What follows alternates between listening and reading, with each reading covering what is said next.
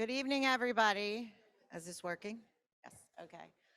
Um, Welcome, everyone, to our first in-person program in a very long time. And we're so excited to see so many of you and for such a awesome reason, honoring Nanette, our Lajor Vajor. I can't think of a better person to lead us into the future as somebody who's given so much to us for so many years. So, mazel tov to you.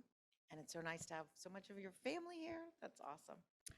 So in the Midrash, it says, even if the land is full of all good things, you still must plant, because just as you found trees here for you, you must plant them for your children, which is so, it's a Jewish women's legacy to pass on our heritage and our traditions and kindness and righteousness and to teach our daughters and our granddaughters what to do to go forward. And so it's very appropriate that here our first thing is with all of these beautiful women and Lador Vador, because that is what we are. We're passing it from generation to generation. Um, I am so honored to be here tonight and to have all of you. And I just want to say this is what women have been doing for generations and generations.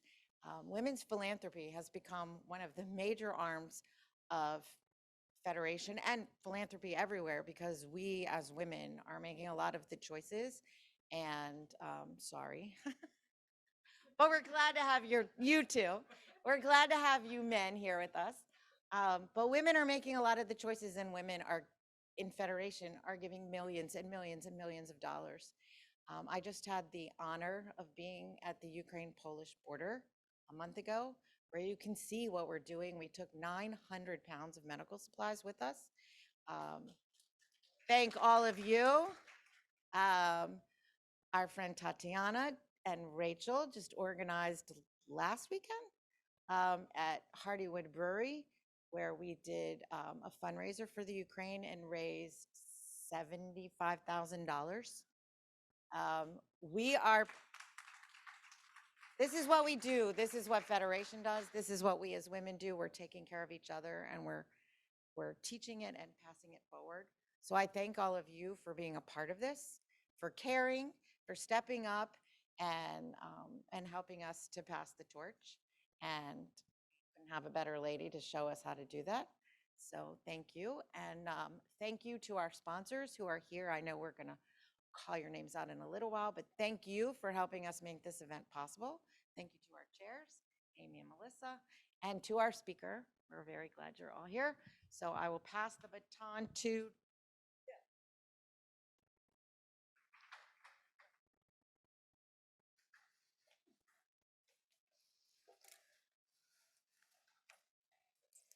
This is amazing. I have been in this role now for a couple years, mostly through the pandemic, and I have envisioned having a Lador Vador just like this for the last 2 years, and so I am so excited that it has finally come to fruition. Ellen Renee, wherever you just went, my friend, on behalf of our community, thank you so much for your outstanding and passionate leadership. You may not know this, and Nanette may not know this, but it was our mission to Israel in 2011 where I figured out how much I love this community and the work of the Federation and wanted to get involved in a very meaningful way. And I did since then. That's when I became a Lion. I'm honored to be here as chair of Women's Philanthropy and working side by side with the new JCFR Director of Women's Philanthropy and Affinity Groups, AKA the other Jill. For years, women have been the change makers, the community shapers, and leaders of our community. We are sisters and daughters, mothers and friends, compassionate and committed women at every stage of life and career.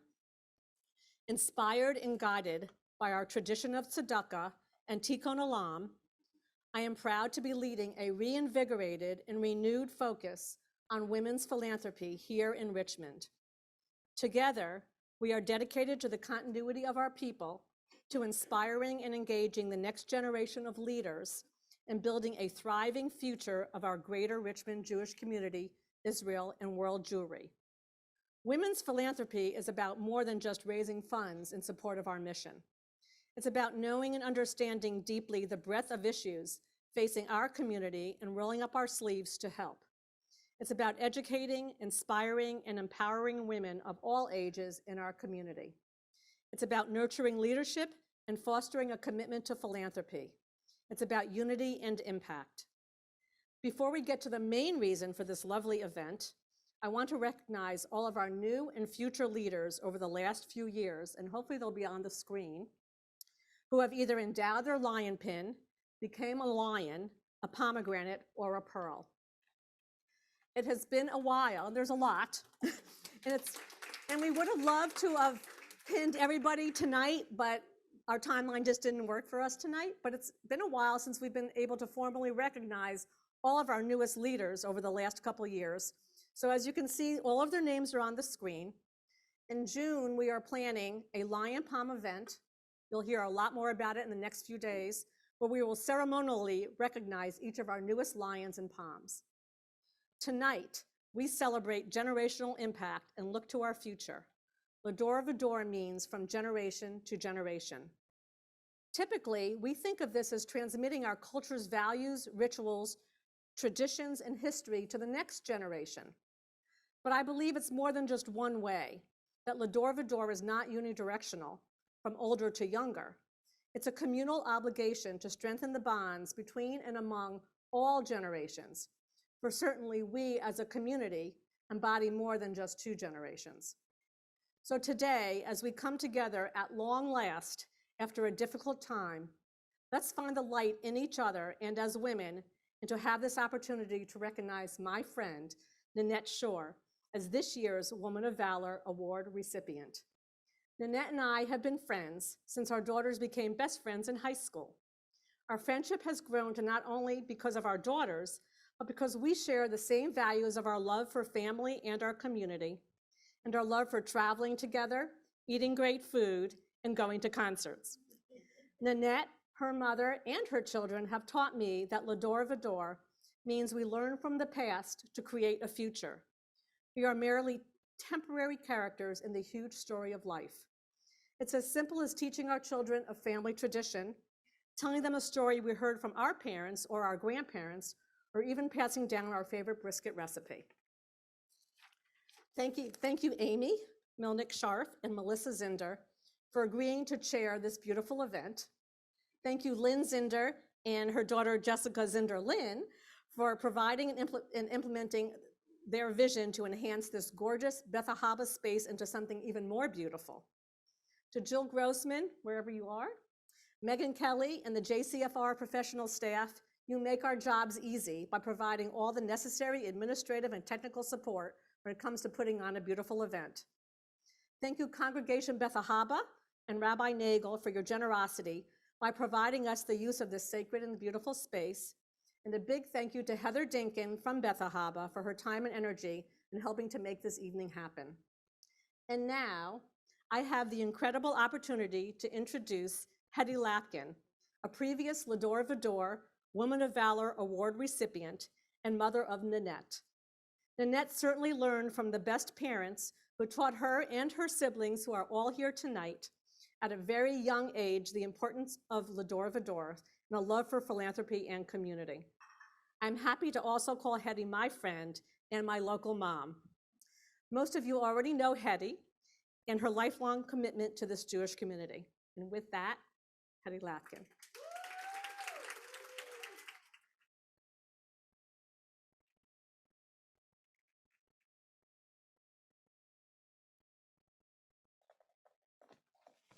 Well, off script, I'm overwhelmed by this beautiful array of men and women who've come to honor Nanette. I close my stuff. I'm very humbled and proud to tell you about my daughter, Nanette Lapkin Shore. Nanette is being honored tonight by the Richmond Jewish Community Federation as a recipient of L'Adore Vador, Woman of Valor, from generation to generation. Nanette, Daddy would be so proud of you and all your accomplishments to your family, the Jewish community, and Richmond at large. Our daughter, Nanette, is a sister to Ricky and sort of a second mother to Amy. 9 years difference. Nanette was an active teen in BBYO, where she met her husband, Nathan, among many activities growing up in Richmond. She went to University of Maryland, married Nathan 38 years ago, became Mama Bear to, to Marla, Rachel, and Adam. Now, Marla's husband, Josh, and Adam's wife, Michelle. Grandchildren are her cubs. Evelyn, Caleb, and Jackson are the light of Nanette and Nathan's life. Nanette always found time in her busy life to dedicate herself to our community. Several years ago, she had the opportunity to travel to the Jewish community in Ukraine. I truly believe that trip, that experience left an indelible mark on her life. You can read her many leadership accomplishments in the invite, but I want to tell you about the person, Nanette. Lador Vador, loving, loyal to her family and friends, always going above and beyond. Her love of family and community is amazing. Her leadership skills always help others to do their very best. Dedicated to every organization she volunteers to lead, and dedicated and respected in her work life. Organized. Nanette wrote the book. Reliable. Everyone can always depend on Nanette to give her best and fullest to any project. Vocal. It's good. Nanette brings wisdom and clarity to community. Determined, yes, so determined to give of herself. Outreach. Nanette has always had time to support those in need. Responsible. Nanette gives new meaning to the expression, ask the busiest person to take on new responsibilities and they will get the job done. Nanette finds time to live life to its fullest, entertain, travel, and laugh. Nanette never met a stranger. She always goes above and beyond, not only for her family, but her friends and whoever she hears when she hears someone needs help. She's always there with an outstretched arm. Nanette has been dedicated financially to support so many Jewish causes and other causes. She loves her family, as you've heard. This Jewish community, deep faith in Judaism, the practice, its beautiful culture, history, and support of Israel, with a very deep passion. When you walk into the Shores home, you know this is a Jewish home. Nanette has a Jewish neshama, a Jewish soul. No. You a word? You are my daughter, my friend, and we all love you so much and know you will continue to serve the community for many years to come, from strength to strength. Kazak, Kazak.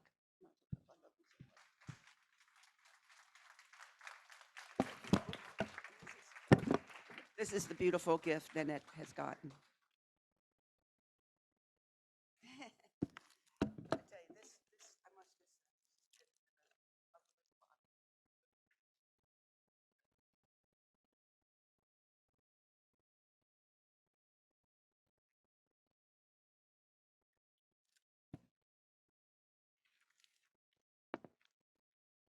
tell you, I must just. I will hold it and multitask here. I'm overwhelmed and wish I could just really speak off the cuff because it might be a little even more heartfelt, but thank you all for coming.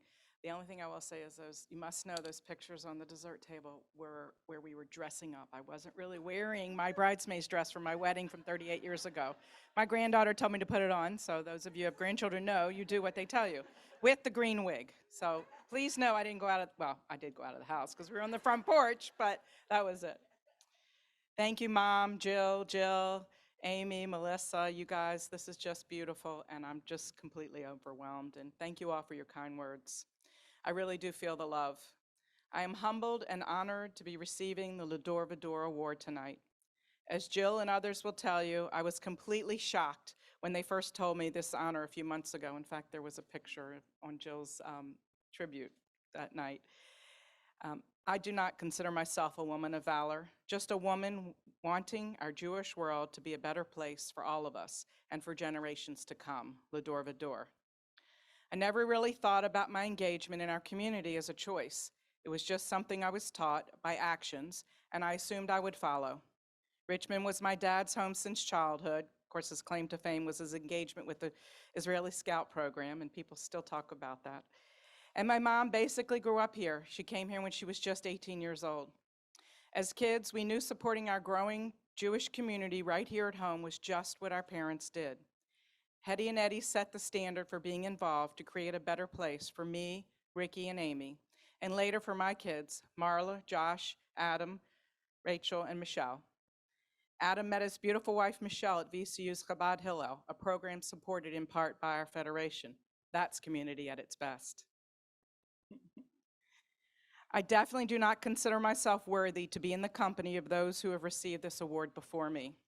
Of blessed memory, I'd like to recognize Selma Brown, Ann Fisher, Edith Glock, Jeanette Lippman, Pearl Carp Markham, Bertha Meyer, Sarah Bell November, Shirley Plotkin, Fran Raphael, Hortense Wolf, and Helen Zim. Others who have received this award are Inga Harwitz, Carolyn Grandis, Helen Harwitz, Willa Kalman, Amy Crumbine, Susan Meyer, Kathy Plotkin, Elise Shear, Lynn Schwartz, Barbara Shockett, Susan Sasiski, Carol Weinstein, Dorothy Weiser, Miriam Davidow, Dean Dubansky, Bee Fine, and Hetty Lapkin. And if you're here, I know some of you are because we took a picture, please just stand and let us all say thank you to you all.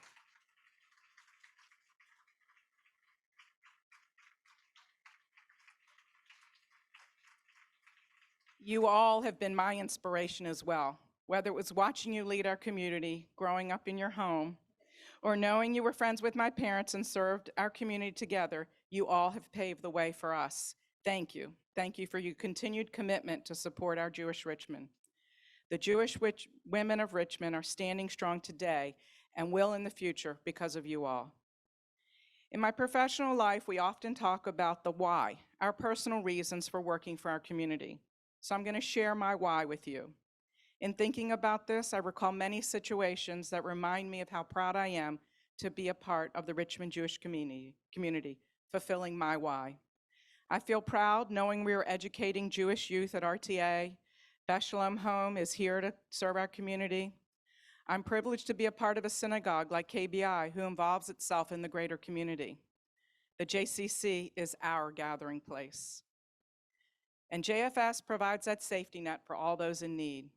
Just to name a few amazing organizations serving Richmond, Jewish Richmond is a place to be proud of. We are strong and mighty and do not let adversity stop us, maybe even drives us harder.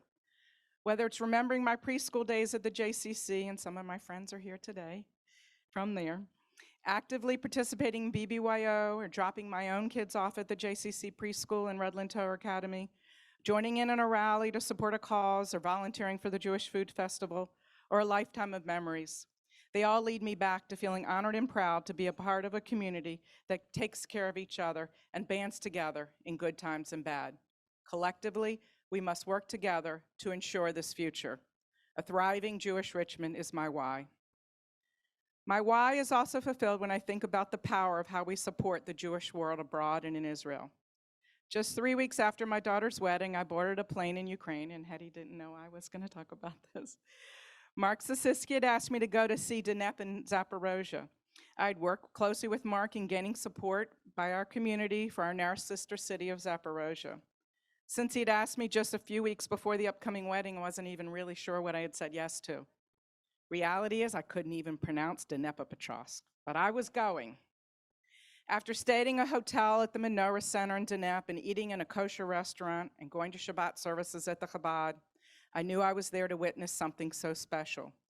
Jews were now openly celebrating being Jewish and continuing to build a Jewish life in Ukraine. We also saw horror and despair, but we saw hope and happiness within those same people. After leaving Zaporozhye, having watched an Adults with Disabilities group host a dance recital for us, which was very close to my heart, and attending their matzah baking factory event at the very own Mazel Tov JCC, I knew they were also living as Jews in a land that not long ago was not allowed. I knew the work we had done here at home had carried across the world to make it a better place for the Jews in Ukraine. There was tremendous gratification and pride in witnessing this, and I knew we all needed to work together to ensure this future. My trip to Poland and many trips to Israel always reminded me how special it is to be a part of a community working so hard to change lives and change the future. Israel has always and will be a special part of my life. Just when I thought my why was complete, an amazing reminder happened just about 2 months ago. I had the pleasure and honor of making a new friend through our Lion of Judah Sisterhood program. Lions are matched with younger women who are interested in getting involved. While I was already paired with Ellie Goldberg, I said yes to taking on another young woman. I truly am getting more out of this program through my friendship with Ellie than I'm giving, so why not meet someone else? Tatiana and I met for coffee and immediately found so much in common. Not that long after, we planned a dinner with our spouses and began building our friendship. Tatiana came from Odessa in 1990 through our JFS Russian resettlement program, a program my mom had been very involved in. As the war broke out in Ukraine, I couldn't help but think of those who were suffering during this terrible time. The morning of March 3rd at 7:10 a.m., I got a text from Tatiana. Nanette, wondering if I can ask you this question, but I don't expect anything. Just point me in the right direction. We have family in Odessa and other cities. How do we connect to JDC?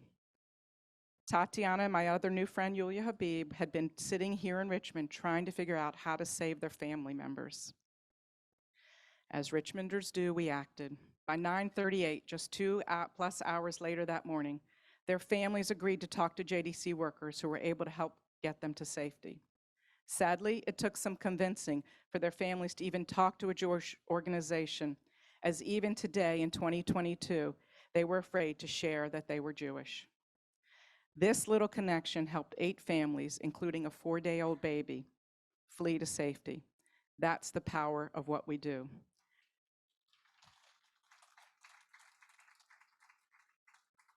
Our Jewish world is my why. We have been part of building Jewish Richmond and enhancing the greater Jewish world, even when we didn't realize what the positive impact of our work could be. So I do what I do for those I know and those I don't, both here at home and across the globe. I am honored to be part of a group doing such amazing work. Thank you for this honor and recognition, one I'm not so comfortable with. Thank you to the Federation professional team for all you do each and every day. A special thanks to my dear friends and family for being here tonight. Thank you to my parents for setting the stage and making a Jewish home for us to emulate. Thank you to my family. Nathan, we have taken this journey together, both working for our people. Thank you for your support, guidance, encouragement, advice, and love. Marla, Josh, Evelyn, Caleb, Jackson, Rachel, Adam, and Michelle. I love you all so much, appreciate you, and thank you for your everlasting support. I admire each of you and your dedication to your Jewish community, wherever you are living. I'm so proud to watch you all take hold of the reins and make a difference for your future. Thank you all for coming, and thank you so much for this honor.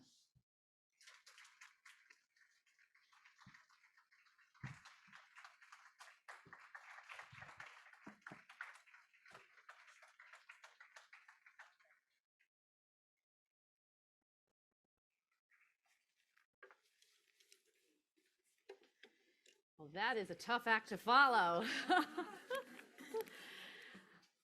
Both Nanette and Hetty. Mazel tov, Nanette. Incredibly well deserved.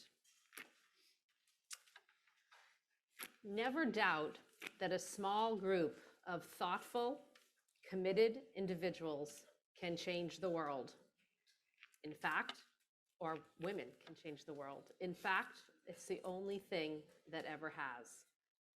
Thank you, Margaret Mead, for describing the smart, passionate, dedicated woman we have honored tonight, Nanette Shore, who has tirelessly worked to improve the quality of Jewish life here in Richmond. She has inspired so many of us, including myself, towards volunteerism and philanthropy. In fact, in many ways, by being here tonight, all of you are committed, thoughtful, passionate women who want to make a difference and improve our world and Jewish life here in Richmond. So thank you all again for being here. Dr. Mead's quote could equally apply to our keynote speaker. My name is Amy Melnick-Scharf, and it is my honor to co-chair this evening's event with Melissa Zinder and Jill Goldfein, and to serve as the Federation's chair of the Jewish Community Relations Committee. Our keynote speaker tonight is Radir Kamal Marie. She has made history many times in her career and her life. So many historic firsts for her, and I do not doubt that there will be many more to come in her life. Just a few. Special Envoy Marie was the first Druze anchorwoman to shatter Israel's glass ceiling in the media. Defying stereotypes and, yes, biases, she became the nation's Israel's first non-Jewish woman to anchor the Hebrew news broadcast. Hadir was the first Jewish woman to become a member of the Israeli Knesset, first with the Blue and White Party, and then Yesh Atid. And now, Hadir Kamal Marie is the first non-Jewish Israeli and, yes, Jewish woman to be a special envoy, senior shaliach with the Jewish Agency of Israel for the United States, with a special relationship with the Hillel International, with an emphasis on outreach to college campuses. Her job with the Jewish Agency is to strengthen the relationship between American Jews and Israel. I trust she will be sharing insights into her life, who she is as a bridge builder, a proud Israeli citizen, a proud Arab, a proud Druze woman, and some insights into who the Druze are in Israel. The Druze are a minority group representing a little less than 2% of the Israeli population. I found that interesting because we can relate as American Jews. We are 2.4% of the US population. At least it was according to Google last night. Hadir, when not living in the US, lives in a Druze village, Daliat al-Carmel, where she was born. She is married to Shadi and is a proud mother of 2 sons, Tom and Liam. And I know she's going to want to zip home to be with them this evening. Hadir has spoken in the past about, quote, the importance of self-fulfillment, the importance of equal rights, and the challenges we face. It is always important to bring diversity, not just talk about diversity.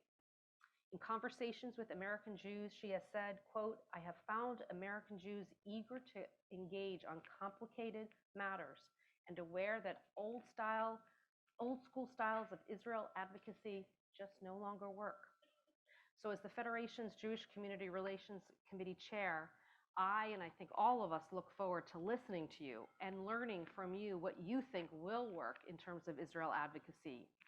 We value diversity, equality, and we recognize what Israel is as a democracy in action, ever evolving, changing, and yes, sometimes challenging. Hadir's appointment as the special envoy comes as many college campuses, including right here in Richmond, have been the site of intense anti-Israel rhetoric and activism. Many of us know the facts that the state of Israel, the only state and homeland in the world for the Jewish people, is also home to many diverse ethnic groups, religions, and demographies. And that since Israel's founding, the Declaration of Independence also enshrines and promises that it will, quote, ensure complete equality of social and political rights to all of its inhabitants, regardless of religion, race, or sex. But communicating these truths and the challenges that they bring up to live as those promises have not been so easy. So, Hadir, help us understand and how we can partner with the Jewish Agency and advocate for Israel.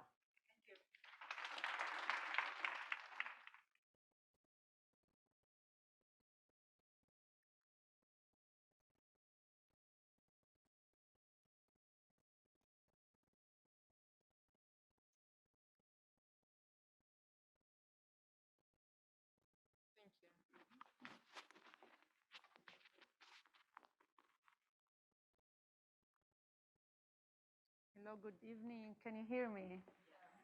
Great.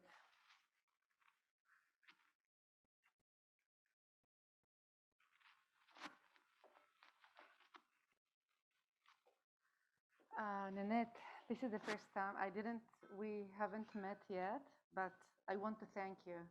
I see the impact, the social impact of your work. It's so powerful, and I see how people talk about you. So thank you. You are the alpha type of women that I'm glad that we have in any society, by the way, that when we have people like you, it means that, yes, we are in the right direction and we can develop and build our societies. So thank you so much.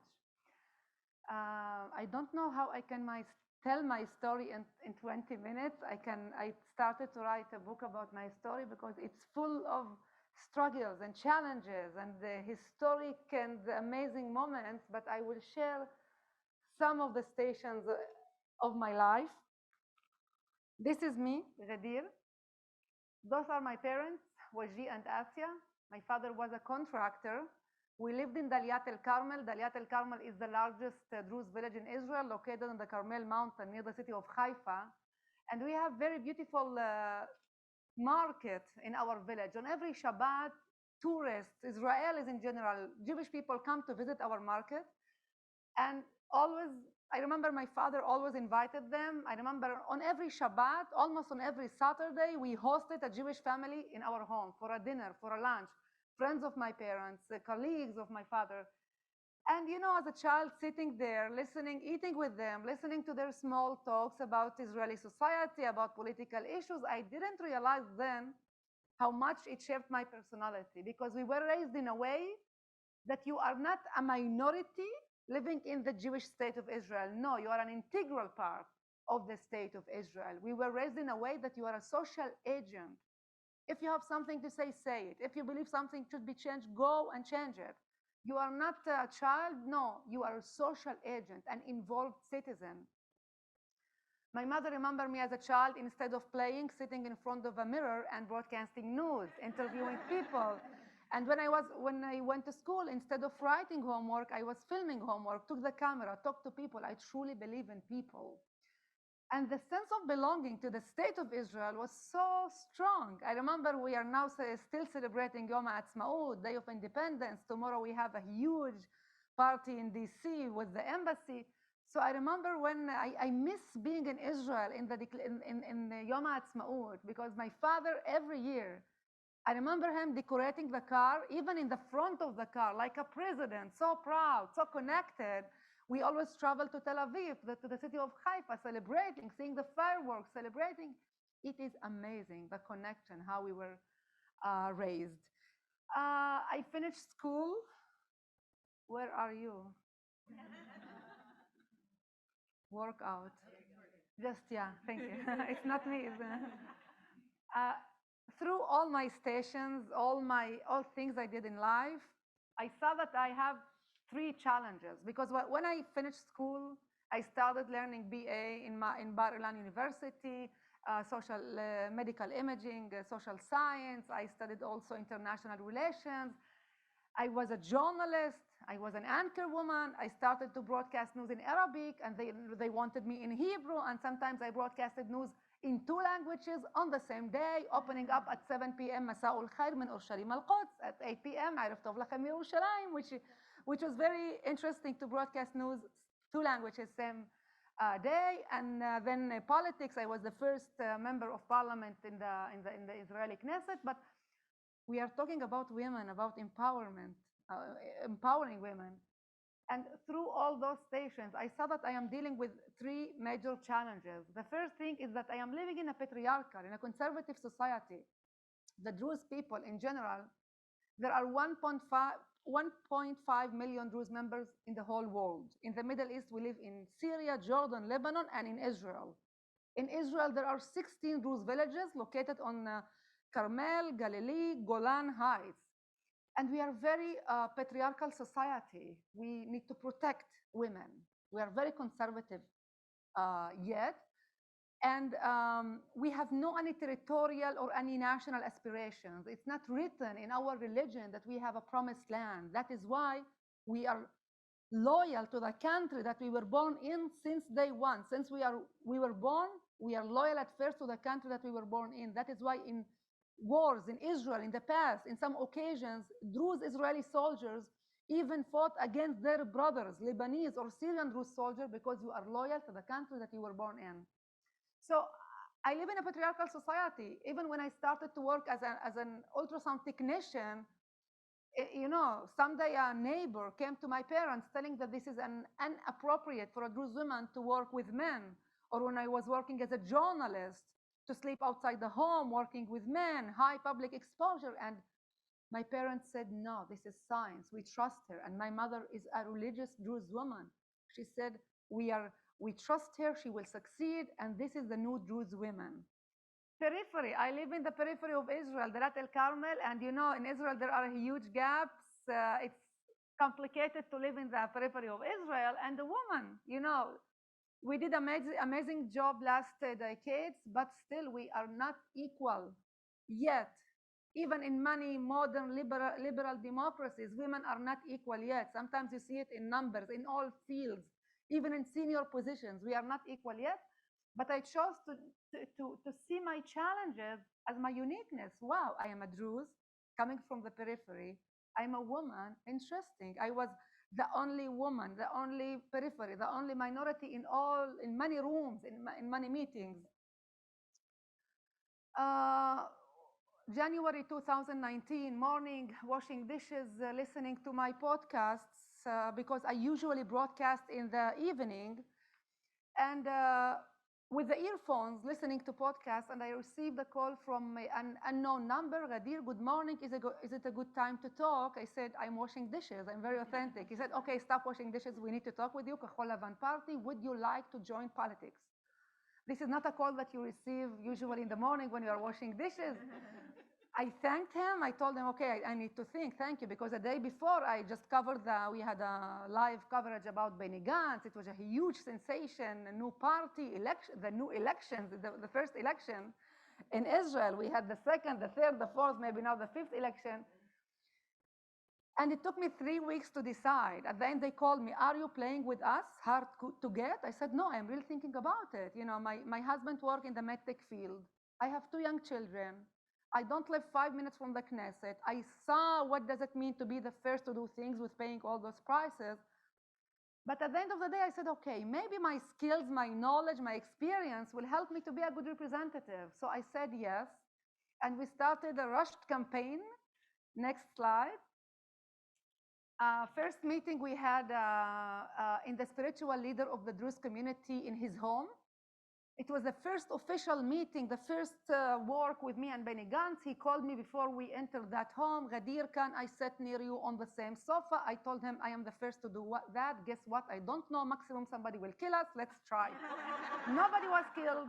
I sat near him. Nobody was killed. And I said to the spiritual leader of the Druze community, I told him, do you remember in 2017, when you called me, when there was the official announcement of my new appointment as an anchor woman, when you called me to congratulate me, I cried. I said, yes, we did it. Yes, we can, as Druze women. That we met you as religious leaders to trust us, that we can succeed to maintain our unique identity, to respect our identity, and we can thrive as liberal, successful women. So I told them I cried, and look at me, 2 years after that, in your home, 2019, as a candidate running for politics. So thank you for the trust. Next slide. Why it doesn't work? Okay. A week after, can you go back to that?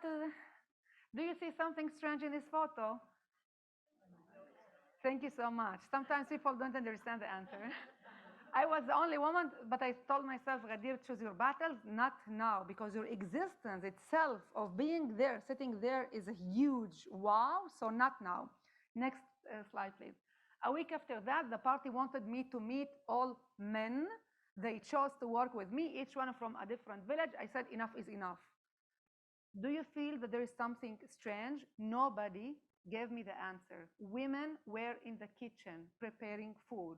I told them, okay, next week, bring any female you know, your grandmother, your wife, your daughter, your friend, anybody. I started tweeting, posting, in media, calling women, come to talk politics. I want to hear your voice. Next. And I started calling them, and it took time. And you can see that in every conference, it's amazing to see. In every panel, you see men sitting on 2 sofas, and women are not there. Next. Then women started to come, but even physically, they didn't know where to sit. They didn't know physically where to sit. You can see that they are, because usually men are in those discussions, in all panels. Next. So it was Friday. I was in Beit Jan, amazing Druze village. A friend of mine took this photo I thought then it was amazing photo of a young man serving a young woman. I went back home Friday. I told my husband today I'm going to write the post of my life. Finally, Druze women, we are talking politics, we are involved. What I had, what happened? Try to guess. Shaming. We are equal. What do you, from women? Everything is okay, Ghadir. What are you talking about? Awareness, diagnosis. It's, before going to options or solutions, at first I need to raise awareness. But no, we are not equal. I was shocked. It means when we choose your battles, I need to target my work at first by talking to women to convince them, no, you are not in those places. You are not part of these discussions. Come to me next. And then they started to come. But again, do you feel something strange? Only women because I call them. But look, first lines. When it happened to you, when it happened to you several times, you understand that there's something here. It's not just one time. Every time, first line empty. And I asked them, why? To whom? Why? To whom? Any mayor, any VIP? I invited you. You need to sit here. Why? To whom? Why this is empty, first line? Then I brought them physically. Next slide. It was amazing to see, oh, they are sitting in this line. By the way, I lecture and talk about women and gender issues. It's amazing to see that sometimes when your audience are just women, sometimes you have empty chairs, something that you don't see when your audience are men. So to think about it, yeah. And boom, boom, they came. This is, wow, this is my huge success. The social say was so, they were waiting, not just happy, they were waiting for the opportunity. At first, they didn't know how to react. But I told them, listen to me, you are the mother of the soldier, you are the student, you are an integral part of the society. I'm sure you have something to say. I want to work, I want to listen to you. What do you need? What do you think we should do? Not just to sit in my office. And then I was elected. I was so glad, so proud, 25,000 votes. I broke record. What happened then? March 2019. What happened then in Israel, political arena? Nobody succeeded to form a government. 29 days, it was our first term. Then we had another election, September 2019. Again, nobody succeeded to form a government. And then March 2020, and then Benny Gantz, the leader of my party, decided to form a government with Netanyahu, the unity government. They refused, against what we said, to ensure equality, to make the important amendment in the nation state law to ensure equality. They refused to do that. They offered me to be a minister. I didn't believe to be a minister in that government when they refused to ensure equality to do it. So I preferred to work from the opposition. The government was lasted just for half a year. December 2020, I went to Lapid home day after the government was dissolved. I told him, like we say in dates, it's me, it's not you. I need to breathe. It was 2 years full of work. We will not now talk about political achievements. It was 2 crazy years in Israel. We were very divided, very tough. You don't eat, you don't sleep, you don't breathe, nothing. You work. So I decided to take time out from politics. I had several job offers, one of them working with a Jewish agency. And as you see, I love to challenge myself, to challenge the society that I live in, the system that I work in. So I come here to talk about diversity, minorities, shared society, potential challenges. Israel is not just the Jewish state. Israel is also amazing democracy, a rich mosaic full of people. When I was in politics, I met the Bedouins, the Circassians, the Druze, the Jews, the Christians, the Muslims. Amazing people. Next. During your work, we started who to bring. We started by bringing women to talk politics, then to work with the professionals, with the mayors. And again, you find yourself the only woman. You know, in the levels, okay, I brought them here. Now I need to bring them to professional meetings, demonstrations, see where I'm standing. At first, they didn't know how to react. There is a new alien here. What we need to do with her next? Then you physically in the same level. Next. Skip. We have no time for it now. Just skip it. This is one of the conferences. Nobody divided the hall, by the way. Just the men took the central part. And the next, you can guess which part I love the most, women. Next, this is yeah. And then we just brought women. It's amazing to see that a religious man is taking this photo. It's a huge trust that he succeeded to make them to trust us. Next. Next. Next. Okay, circles of life. This is my husband, Shadi. Lucky me, he's amazing, liberal, amazing guy. We saw, you talked about journey.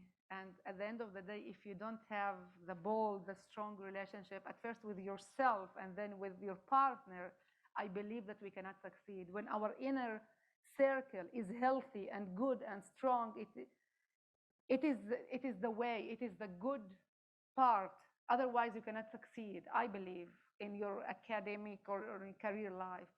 So it was amazing to see that we did, or we passed this journey together. We didn't realize then what we are changing, because changing perceptions is the hardest thing. I remember one day you went to meet for the first time a mayor of one of the villages. So I shook his hand. Hello, my name is Ghadir. Naim Meod, nice to meet you. And my husband, he told him, hi, Naim Meod, nice to meet you. I am Shadi Ghadir's husband. He told them, what? It's like, you know, you are, he said, no, you are not Ghadir's husband. You are Abu Tom. In our community, you call the man with the name of your eldest, Abu, the father of Tom. You are Abu Tom. And he didn't say that in a way that we are equal, Ghadir and Shadi. In the body language, you are Abu Tom, and she is here. So then we didn't realize what we are changing. I remember in some of the conferences, you know, Shadi is sitting there. Even the word not allowing, not choose allowing, but being there as a strong woman with this huge focus, it's something not easy when you are living in a patriarchal society. So I realized how much each woman has its circles of life. At first to be myself as a strong individual, and then my partner, and then the circles of life. We live like in kibbutz. In Israel, in every Druze village, it's like kibbutz. In a way of communal life are so strong. This is my mother-in-law. If I cook something that my children don't like, they just open the window. Savta Nadia, her name is Nadia, can you cook pasta? We live nearby. This is my mother. The community, the strong bonds that we have in our community, it's amazing. And I believe for any woman will understand what I am talking about. This supportive system, it's a system. It's so important, and it will help us and help every woman in every age to thrive and to succeed. And I really miss it in DC. In DC, I remember one day I emailed my colleague, and he told me, okay, let's meet. Where do you live? I told him my address. He said, what? It's door to door. And we were emailing each other. It's happening just in the US and Israel. It will never happen. In the Druze community, it will never happen. Very, very strong bonds. Next. Circles of life. If we go beyond, it's me, it's my partner, it's my inner family, and it's my friends. Every woman has circles of friends that you share, you consult, that you trust, that go walk with you in the journey of life. This is having supportive, healthy relationship of women. It's proved in research that it's so important, so healthy, so right. So I really encourage you to have it. I try to do it virtual, but it's very challenging, but we have it in every place. Next. When I finished school, I started my BA at Bar Ilan University. Compared to the US, it is nothing to travel 2 hours each direction. But as a woman, as a Druze woman coming from a conservative society, I had an intensive program, 8 to 8. So a Jewish Iraqi woman from Or Yehuda, a friend of my parents, opened for me her home and her heart. And I slept in her home for 3 years. And apropos closures, one day when I was member of parliament, we had a reception for, then it was a secretive delegation from the Gulf states. So it was in the Jewish Iraqi Museum in Or Yehuda, and she works there. And the foreign ministry, they have Israel تتكلم بالعربية, account, a Facebook account in Arabic. They target Arabs in the Middle East. They have millions of followers. They speak to them in Arabic, highlighting the beautiful faces of Israel. So they asked us to have this short clip.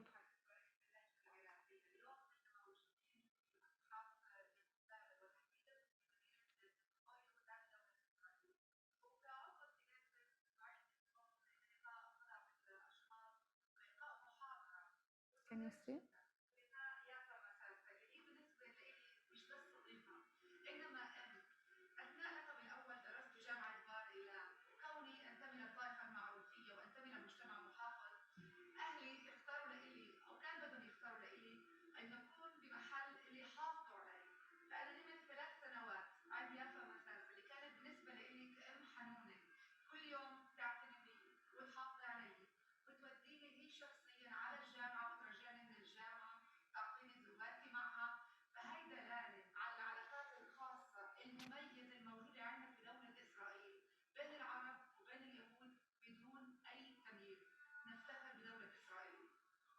We are still friends. She's an amazing woman. Next. Generational gaps. It's amazing to see the dramatic changes that we have also in patriarchal society. If we look just for 3 decades in the past, this is my grandmother, my mother, it's me. My grandmother studied till the 3rd grade, 6th grade, MA, 6 children, 4 children, 2 children. Druze women, the birth rate among Druze women are 2.1 children, the lowest number in Israel. It's amazing to see the differences. There are dramatic changes, and I always say globalization or modernization also come to conservative societies, but it comes in a delay of a couple of years. But this is 30 years ago just. Look at the differences. Suddenly more women are working, the majority of women are working, and this is the past. When we look at the future, we see the Druze women today are everywhere. Everywhere, breaking glass ceiling everywhere. Next week, we will have in DC, Sousan, she will be the head of public diplomacy in the Israeli embassy, Druze women, researchers in NASA, doctors, athletics. When you see that this is not a one or a first to do, but this is like a mushrooms after rain, it is amazing to see that this is happening, and we encourage each other as women, as club. By the way, to encourage each other as a club, when I was in media as a journalist, I saw the differences with dealing with men and women. When you call a man to be your panelist or for an item or to interview him, if you want to talk about fish in the ocean and now he is an astronaut, he will tell you, yeah, I understand too in fish of the ocean. I'm coming at 8 p.m. If you ask a woman, she will say, okay, maybe I don't work with that directly. Let me think about it. So don't wait for opportunities. Take opportunities, girls. Next. Our life, our tools. Next. Gender education. Those are my children, Tom and Liam. Gender education is not just cooking. Gender education is not in kindergarten. Gender education is since day one. Who is doing what we think, what we need to reshape public opinion towards gender equality. I found it so hard in my work. Sometimes I see teachers, I have 2 children with those emails, moms, why moms? Why moms? Terminology. Next. Apropos terminology, changing terminology. Do you say in America involved father? In Israel we say it. Abba Me'urav, involved. Wow, he is amazing. He is very involved father. Did you see an involved mother? When you gave birth, immediately nobody asked you. You are already involved mother. What does it mean involved father? I cannot hear terminology apropos reshaping public opinion. Father who helps. Helps who? Helps as what? In Israeli society, the terminology, if we look and examine how we speak, it's so important, the definition, the terminology that we use. A woman who succeeds to balance. Did you ever saw a man who try to balance? My husband is amazing, but the word balance is not in his lexicon. They don't, if you ask to do something, they will do. They go work, they are amazing fathers. The word balance doesn't exist. Superwoman. Do we want to be superwoman? The expectations of us as women in modern era, it's a disaster. And this is a question. I am not saying something. I'm asking each one of you because each one of you, each one of us is a unique story. Do I want to be a superwoman? Do I want to prove something to somebody? Who is expecting what? You know, I work with the Jewish Agency, with the Federation of Greater Washington. And for Hillel, I live in DC alone. I don't have now the supportive system of million people, half a village helping me. And I am a superwoman, but now I need to leave home, to leave because my husband now is working in Canada and I have 2 children at home alone. And I am here right now lecturing. Wow. To be superwoman, think about it. Sometimes we need to relax. Housewife, my mother didn't work, but I am here. This is the product. This is the social product. This is the housewife terminology, who we are. Next. Modern world, dynamism, flexible, rapid social changes, global trends. It's important to understand that the world is like waves, trends. Every year, it's even feminism as a definition, how we wear, the shape of a body, of a woman. It's so different. When we get married, why? How many children we have, all those things are with huge ramifications, with social, economic. When we talk about policy, about administrations, about countries, about women in every country, even Switzerland, we have a lot to say, and we need to be aware that those are trends. Look what happened to us after COVID.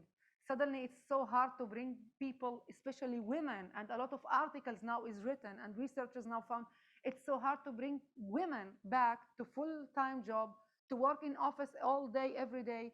So the world is changing. The world is very dynamic, and it requires us all to be flexible, to be aware, and to go back to ask ourselves who we are at first. Definitions. In some lectures, we ask women, what is your identity? Am I a woman? Am I a wife?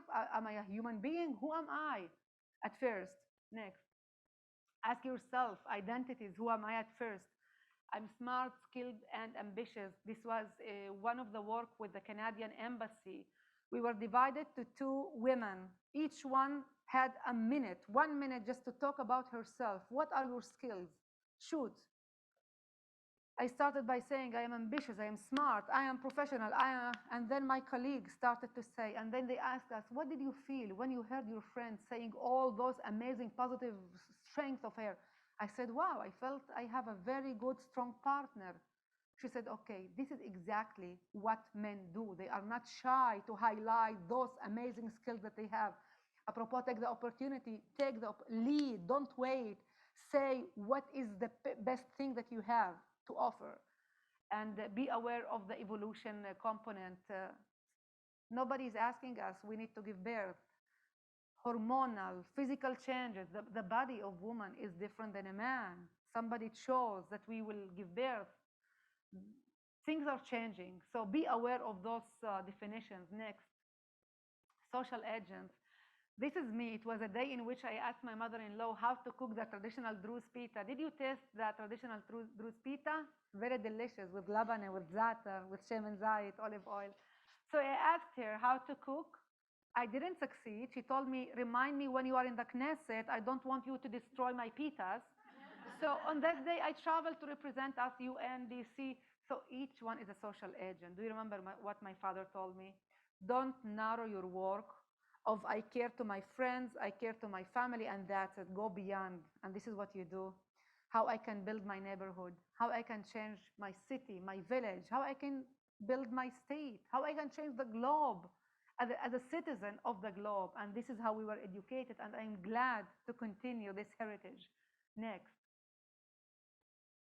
Researchers found that you will take home with you just 17% of what I said. So please just take this sentence. It is less than 17%. Be the captain of your life, but not as a cliche, as a way of living. When I entered politics, when I decided to go out, when I decided not to be a minister, people can take the credit. Sometimes people are very sure that they know exactly what you should do better than you. Listen to yourself. Again, not as a cliche. The intuition, the female intuition specifically, is very clever, very smart. It's not a primitive. intuition. So listen to yourself and be the captain of your life. It doesn't matter who will tell you what, where you are living, who you are. Listen to yourself and lead your life. This is what guided me and what guided me in every decision I made. And I had very tough decisions in my life. Next. Thank you for listening.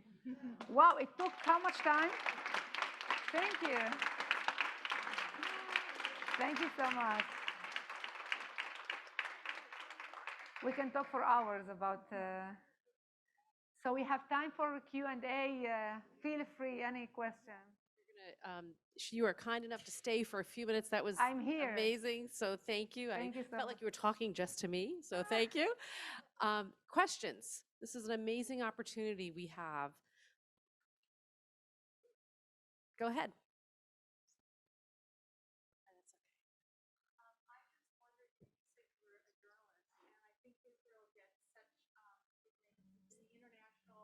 Can you take the mic? Hi, I'm Tracy.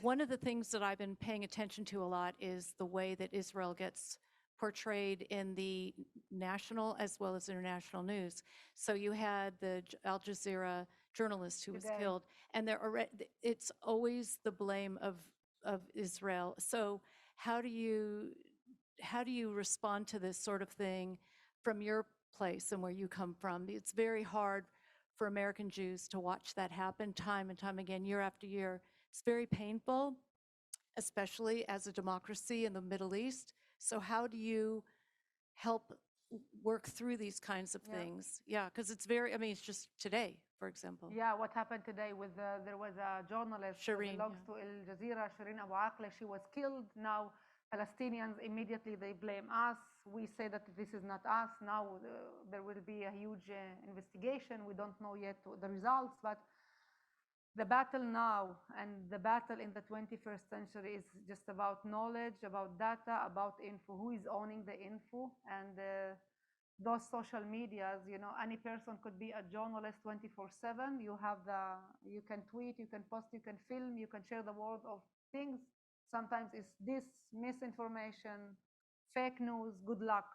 So it's very challenging for us as Israel to bring this complexity. As a democracy, we have amazing journalism and journalists and freedom of press, which is very unique to Israel, but we need to work harder. And I work with Hillel at campuses, universities, and we see how much this is a challenging arena. And one of the things that I believe we should do is not to implement this absolute pink gold advocacy. No, to bring the authenticity, to make people understand, do you want to challenge me? Do you have questions? Let's have a table, a room, go, discuss, talk. Sometimes we open maps. Sometimes we go back history to last century to explain the conflict. It's become so superficial. The superficial agendas are so deep today. People want dichotomy. People want apartheid, right, black, white, victim. No. We had a demonstration in Canada. People were chanting, go back to 48. What does it mean 48? I can guarantee you nobody is understanding what does it mean 48, or nobody want to understand what does it mean 48.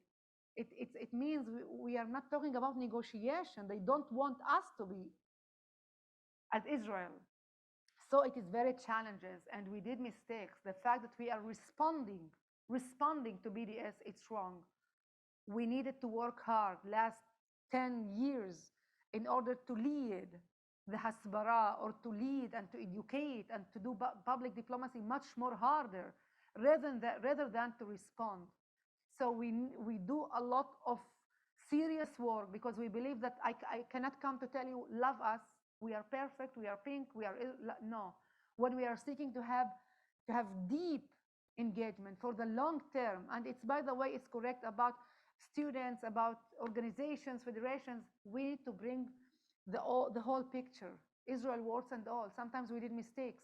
Sometimes our partners did mistakes. Sometimes we missed opportunities. Sometimes they missed opportunities. It's very complicated. And when you have it means we are robust enough.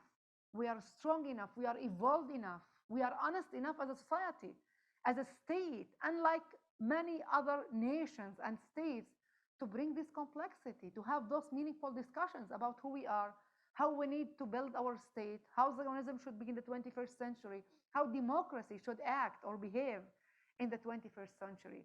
So it's a lot of work in many levels, in many aspects, and now we are working together as government, as the foreign ministry, as Jaffe, we are working together because we realize that we share same values at the end of the day.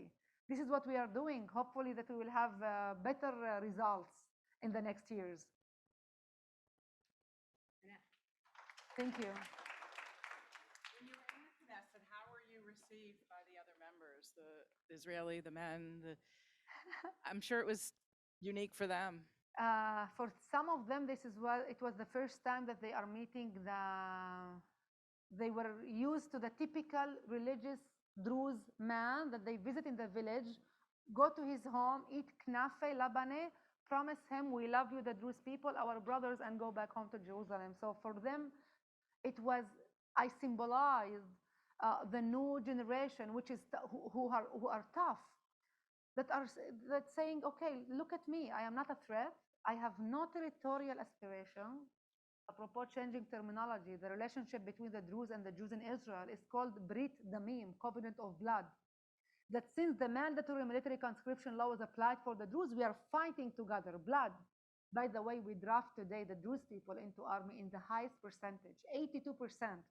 It is higher than the number among the Jewish sector, which is around 74%. So I said, look at me. I am 8th generation in this land. I am coming to live with you. No covenant of blood, covenant of life. Lo brit damim, brit chayim. I am coming to live with you, not to die with you, as an equal citizen. So I know, political arena is so complicated. It's like an art. So I had work with Shas. They were my friends in some issues, topics, social issues, or with merits. There are always options. There are always mutual goals. You need to find those options. But for them, it was so fresh. Someone told me, who you are? I told him, this is me, the new Israeli generation, the new Druze generation, that aware of our duties, of our roles. And we need equality. We see the gaps in Israel. We see the challenges in Israel. There are 16 Druze villages in Israel. And the socioeconomic status in Israel is measured from 1 to 10. Just 2 Druze villages are 4 from 10. All the other, 1, 2, 3. It means we see the gaps. We need to work harder. But in general, the story of the Druze and the Jews is amazing. It's a success story of an integration within a democracy that Israel can be proud of. It's amazing to see that our relationship started even before the establishment of the state. Those strong bonds. Thank you.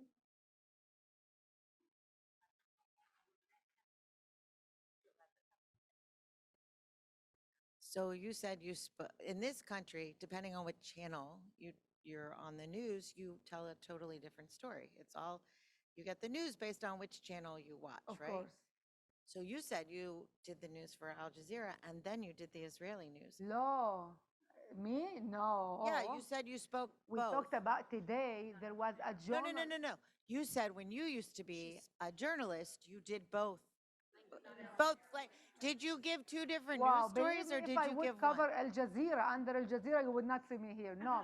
No. You spoke in two languages. Did you do the same for, news for, or for different the news? Israeli Public Broadcasting Corporation. Yes. Because in Israel, we have, under Israeli Public Broadcasting Corporation, we have news in Arabic and we have news in Hebrew. And we Right. have news- So did you give the same news story both times? the or- narrative, yeah, it's Israeli news. Yeah. Of course. אוי, לנו, אם היינו עושים Al Jazeera coverage.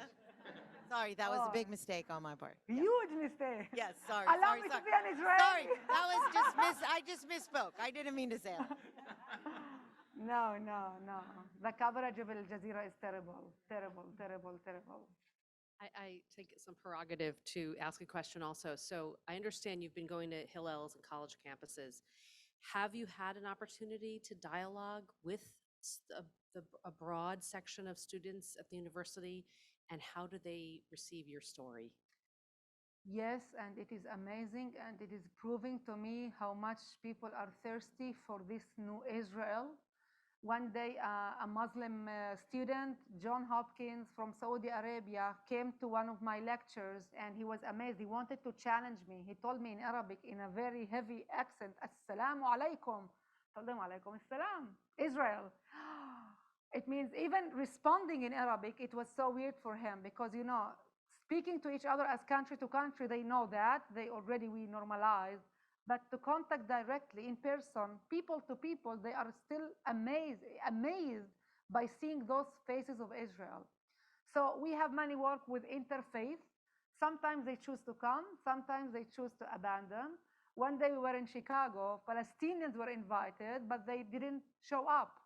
They thought that I am representing now extreme, too extreme right something. I don't listen to me.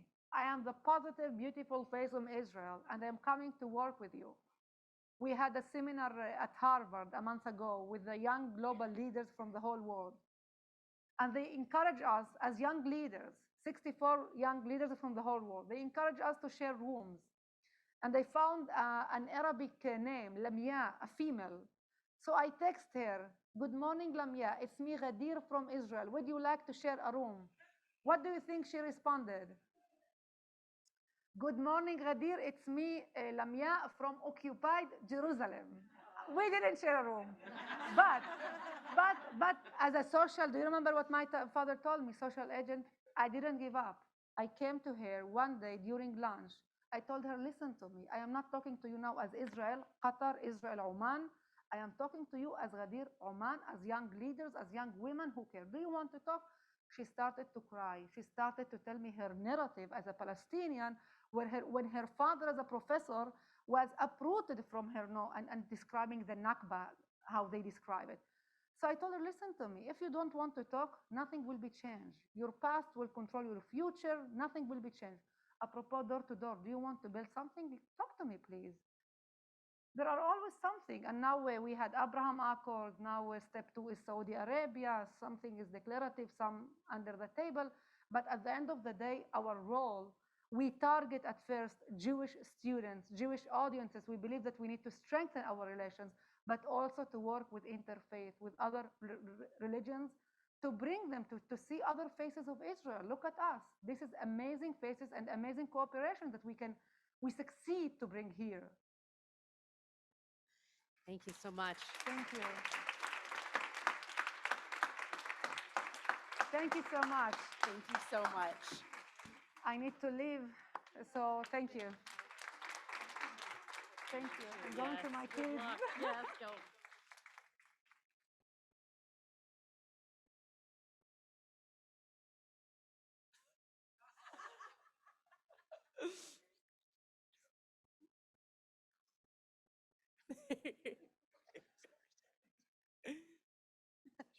Thank you so much. So, throughout my life, I've participated in Jewish traditions and rites of passage. Like Nanette, while I fully didn't grasp it at the time, by participating in Jewish life, whether it be baking cookies with my grandma, Sunny, before holidays, or attending religious school at Temple Bethel, I was partaking in Lador Vador, the passing of culture from one tradition to the next. As I've gotten older and have started to pass on the traditions to the next generation myself through my work on the Federation board and through sisterhood, I've gained a much stronger connection to the meaning of Lador Vador. The onus is now on me, not my grandmother, not my mother, but me, to make sure the stories and traditions of my people are passed on to the next generation. And it's up to us to pass along the culture in a sustainable way. Like Gadir exemplified, we can do this most successfully by coming together and focusing not on our differences, but on our shared tenets, beliefs, and customs. Thank you to Nanette Shore, our Woman of Valor honoree, for your commitment to the community and for creating long-lasting impacts that will perpetuate our culture. Thank you again to my co-chairs, Amy Melnick-Scharf and Jill Goldbein. And I'm forever grateful for your mentorship through the event and in life in general. Thank you to Congregation Beth Ahava for hosting us this evening, and to Amy Beth for the incredible spread of food. And thank you to my mom and my sister for the incredible decorations tonight. And Thank you also to our corporate partners and the staff at the Federation, especially Jill. We wouldn't have been able to do it without you guys.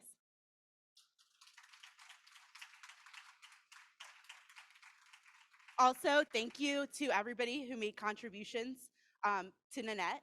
We will compile it in honor of Nanette.